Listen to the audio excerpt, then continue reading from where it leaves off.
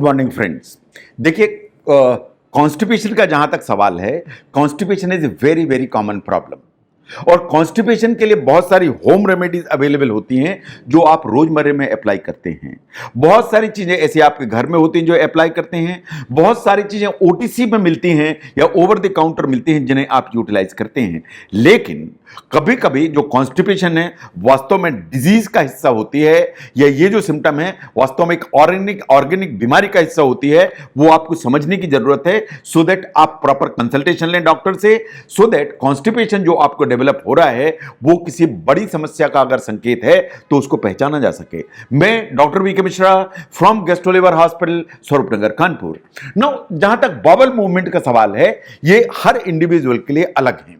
कोई daily stool pass करता है, कोई अल्टरनेट डेज पास करता है, कोई दिन में 2 बार पास करता है, कोई 2 दिन में 1 बार पास करता है। तो जहां तक बावल के मूवमेंट का सवाल है, हर इंडिविजुअल के लिए ये बिल्कुल अलग अलग है। जहां तक कॉन्सेप्ट का सवाल है कॉन्स्टिपेशन का, वो भी हर आदमी का बिल्कुल अलग अलग है। In the sense somebody goes to the toilet, 3 बार 4 बार लेटरिन साफ होती है, लेटरिन के लिए जाते हैं, उसके बाद भी कंप्लेंट ये रहती है कि मेरा पेट साफ नहीं हुआ, मुझे तो कॉन्स्टिपेशन है। तो जो कॉन्स्टिपेशन का जो एक जनरल कंसेप्ट है वो बिल्कुल हर इंडिविजुअल के लिए एकदम अलग है। जहां तक कॉन्स्टिपेशन का सवाल है, साइंटिफिकली ऐसा माना जाता है कि ये जनरल डाइजेस्टिव इशू है।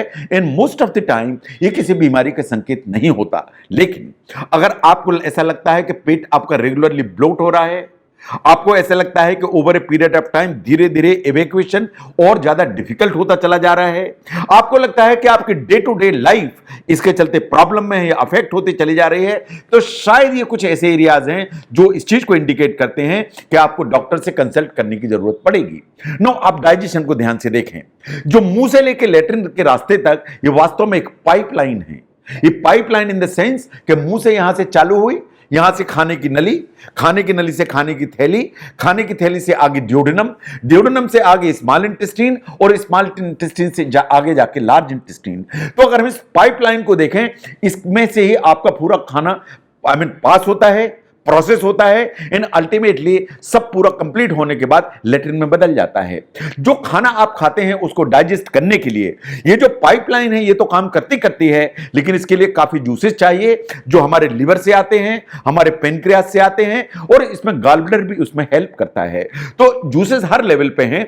आपके मुंह में सलाइवा बनता है, आपके जो खाने की थैली में एसिड बनता है, पेप्सिन बनता है, आपके जो स्मॉल इंटेस्टाइन है उसमें जूसेस बनते हैं जिसे कहते हैं सक्कस एंटेरिकस। इसके अलावा जो लार्ज इंटेस्टाइन है उसका काम है कि पानी को एब्जॉर्ब करे।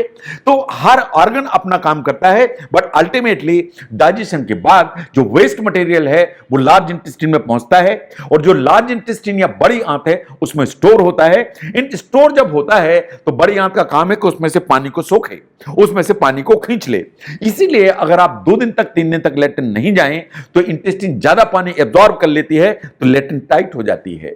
लेटरिन टाइट हो जाती है, स्टूल हार्ड हो जाता है, उनसे पास होने में डिफिकल्ट होने लगती है। तो ये जनरल जो है ना प्रोसेस है जिससे हमारा फूड डाइजेस्ट होता है। नो, अगर कुछ प्रॉब्लम्स हैं तो आप उसको इंप्रूव करने के लिए सब कुछ करते हैं। इन द सेंस कि आप फ्लूइड की अमाउंट बढ़ाते हैं, कॉन्स्टिपेशन से रिलीफ होती है। आप बल्क लैक्सेटिव यूज करते हैं, उससे कॉन्स्टिपेशन की रिलीफ होती है। आप अपनी डाइट में फाइबर की मात्रा बढ़ाते हैं, उससे फर्क पड़ता है। और नहीं है तो बहुत सारे जो मेडिसिन अवेलेबल होती हैं फॉर जनरल कॉन्स्टिपेशन, आप यूज करते हैं, उनसे हेल्प होती है। लेकिन कुछ चीजें ऐसी हैं जो आपको खुली आंख से देखना और पहचानने की जरूरत है कि कहीं जो कॉन्स्टिपेशन है ये किसी वार्निंग साइन का हिस्सा तो नहीं है। नंबर 1, अगर कॉन्स्टिपेशन है उसके साथ में रुक रुक के पेट में मरोड़े वाला दर्द आ रहा है, अगर रुक रुक के मरोड़े वाला दर्द आ रहा है उसके साथ कॉन्स्टिपेशन है तो आपको सतर्क होने की जरूरत है।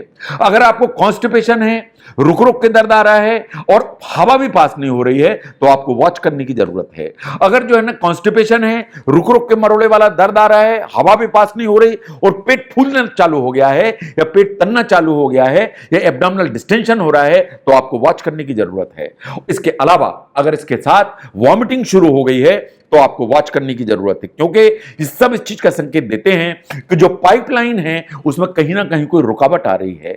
अगर पेट में कोई गोला बनने लगा है, उसके साथ बहुत जोर से गलगल की आवाजें आने लगी हैं, तो यह भी इस चीज का संकेत है कि जो पाइपलाइन है या इंटेस्टाइन है उसमें कहीं ना कहीं कुछ रुकावट हो रही है, जो शायद आपको वॉच करने की जरूरत है। इसके अलावा अगर आपकी जो लेटरिन है उसमें ब्लड दिखाई दे रहा है तो आपको सतर्क हो जाना चाहिए, डॉक्टर को कंसल्ट करने की जरूरत है।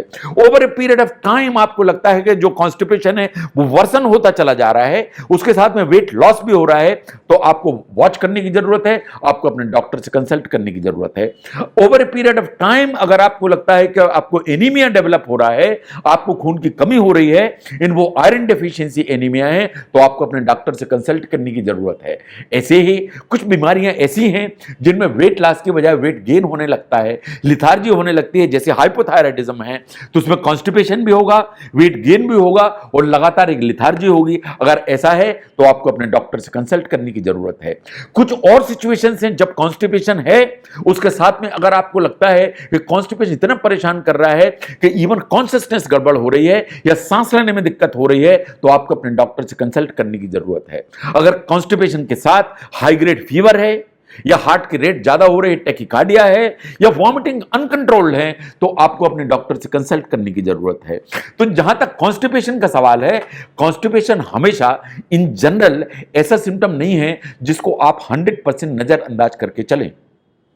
अगर कॉन्स्टिपेशन है तो लिक्विड बढ़ाने की जरूरत है, बल्क लेक्सेटिव लेने की जरूरत है, फाइबर को लेने की जरूरत है, लेकिन इन वार्निंग साइंस को पहचानने की जरूरत है कि कहीं पेन तो नहीं आने लगा, कहीं गैस पास होना बंद तो नहीं हो गई, एब्डोमिनल बहुत डिस्टेंशन तो नहीं होने लगा, एंड वॉमिटिंग चालू तो नहीं हो गई। अगर ये सब चीजें डेवलप हो रही हैं, चालू हो रही हैं, ये इस चीज का संकेत देती हैं कि जो इंटेस्टाइन है इसमें कहीं ना कहीं कुछ ब्लॉक डेवलप होने लगा है। अगर इस तरह के सिम्टम्स आना चालू हो रहे हैं तो रादर देन ट्राइंग दीज जो ना होम रेमेडीज, आपको डॉक्टर से कंसल्ट करने की जरूरत है।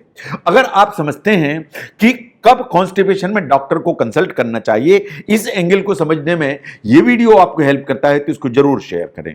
मैं doctor V K Mishra from gastro liver hospital, Swaroopnagar, Kanpur. Thank you very much.